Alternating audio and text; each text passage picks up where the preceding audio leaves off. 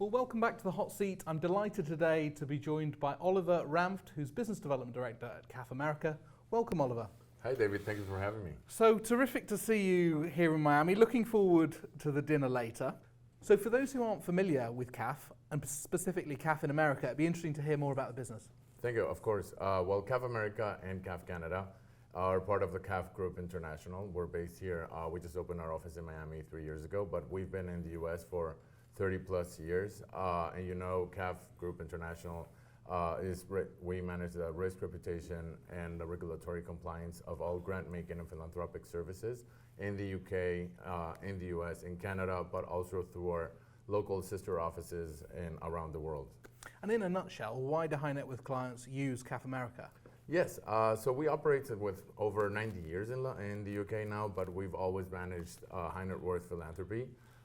It is a very great way of managing a family's philanthropy. Corporate philanthropy here in the US has been big as well, and we have a lot of clients in that arena. But specifically with high net worth clients, the family offices and all these new wealth advisors that are getting into philanthropy, because as you know, over 90% in a study that we did here in Miami on wealth advisors, over 90% of these advisors get asked by their families on giving in philanthropy, but mostly here into the US. And now we're getting into an arena where with all the migration that's coming into Miami, they're looking into giving internationally as well, which, as you know, brings its complications when it comes to regulation and all the things that associated with it. Are the advisors well educated on the options, do you find? Is there still work to do given the client demand is so strong? I think we're still in that phase here, specifically in Miami, since there's a lot of Latin community here. And as you know, in Latin America, philanthropy is big, but it's more of an in-kind situation. We don't have like a big tax break in the largest countries. Mexico has the largest one with 12%, and Brazil is just in the middle of passing some. But it's not in our culture to give for tax deductions. It's more about like the in-kind relationships. And those advisors have come to the US, and since their philanthropy from Latin Americans is just starting here, we're educating them on how to advise that philanthropy and how to avoid all these regulatory risks associated by giving here or internationally. You mentioned a new report that you've just commissioned. What were the key findings out of that? Oh, it was very interesting because, again, we found out that most of the migrants coming into the US are very willing to give, and they want to give to Latin America. But they find that the culture there, or with the culture that they come from, is not only associated with giving money, because they do fear that there's a risk of embezzlement or a risk of misappropriation of funds in the foundations in these countries. But that's why when they come here, they look for advisors or for any type of advice on how to have to avoid those risks. And that's where CAF America comes in, and we help them manage all those regulatory compliance. So you help them provide strong governance to make sure that donations go where they should do. Yes, and not only that, but we give you, I always say to my clients, it's basically the DAF, we operate a lot of donor advised funds, which is an incredible giving vehicle that the United States has put at our disposal. And I think that donor advised funds are on the rise. You know, it is a giving vehicle that the US is using a lot. And I think it's one of our fortes, because you can donate immediately, get the persons with US tax liabilities can get their tax deductions immediately, but you can leave those funds in the fund until you have a bespoke giving strategy and what grant management you're gonna do. And you can always have, that replaces all the administrative burden from a family foundation, which was the usual giving vehicle until now. So the DAF there really is something that allows clients to be more nimble with their giving, cost less, it's easier burden than a trust or foundation traditionally. Yes, so normally the costs associated with running a private foundation here or a family foundation, what we call a 501c3, are from the 20,000 onwards, and you have to give every year a percentage of the assets or the donations that the foundation has received. And there's a lot of risks on also the due diligence that you have to do on all the donations you get. A lot of family offices only manage their own philanthropy, so they don't need to do that specific due diligence, but at the same time, that type of client definitely has an administrative burden on top.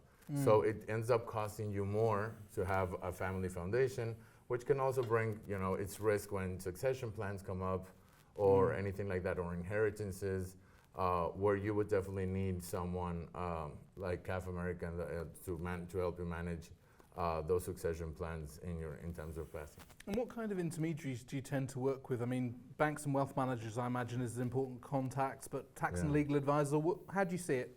Yeah, definitely. Yeah, I would say we work a lot with CPAs, with tax advisors. We work a lot with estate planners and wealth managers. But I would also say there's a lot, specifically, we have offices in DC, New York, San Francisco, and Miami. But I can definitely see that Miami is a place where we also work hand in hand with the families. So the families and the corporations want us there. They want us to have their advice. And we always accolade, or we always are part of the teams or the wealth advisors that take us to their clients as philanthropic advisors to help them, guide their legacy and how we're going to do this in the best way possible.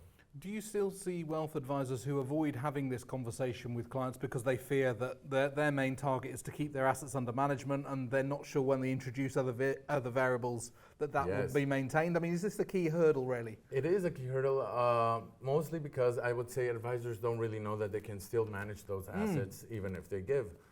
It is true that when you give to philanthropy here in the U.S., those funds cannot, or when you give to a donor-advised fund, those funds cannot be brought back, or you cannot receive any credit from those funds. But we can definitely make them grow. That's what we call an invested donor-advised fund, or where we can invest your donations. Those assets can be under management under the bank or the wealth advisor that already runs your account, and we're definitely doing that as white label services as well here in Miami with some of the local banks. And I imagine on the flip side, you've also seen wealth advisors really grow relationships with clients out of proactively having this conversation. It's grown the size of the pie rather than seeing that shrinkage. I've had a lot of conversations and presentations as well with advisors to new generations, like third generation families, where now the Generation C is coming into the fold. And they're much more interested in giving back and what that legacy for their family is going to mean. But these new generations are definitely interested in growing that legacy, but also in ESGs. So we're creating dedicated ESG portfolios with the banks that we operate as white label services, and they can still manage those assets as ESGs. And attend to those needs from this growing community of Gen Zs. And we've just come through this most extraordinary last few years in the pandemic. It's prompted a lot of high net worth clients to think about philanthropy and giving. Do you think that those trends are here to stay? Was that something that caused a momentary pause and now it's back to business? Or what do you think? So as you know, during COVID, giving grew exponentially. There was a lot of corporate giving as well. Where you can definitely use those CSR funds and those tax benefits here in the U.S. To help you protect your supply chain abroad by also building any type of health services or supporting foundations around the communities where you have your supply chain located at. So that was great. But we are also seeing a growth in philanthropy in the past year. Due to figures of the IRS, $498 billion were donated, and that's a growth of 2% from the year before. So I think the trend is definitely on the rise. People do want to give back, and there's a lot of wealth already in there. Although I definitely also think it's these big billionaires that are creating their giving strategies that benefit definitely to the industry. Well, terrific to talk to you today, Oliver. Look forward to seeing you later at the dinner and sharing this interview while I'm Thank you for having me, David.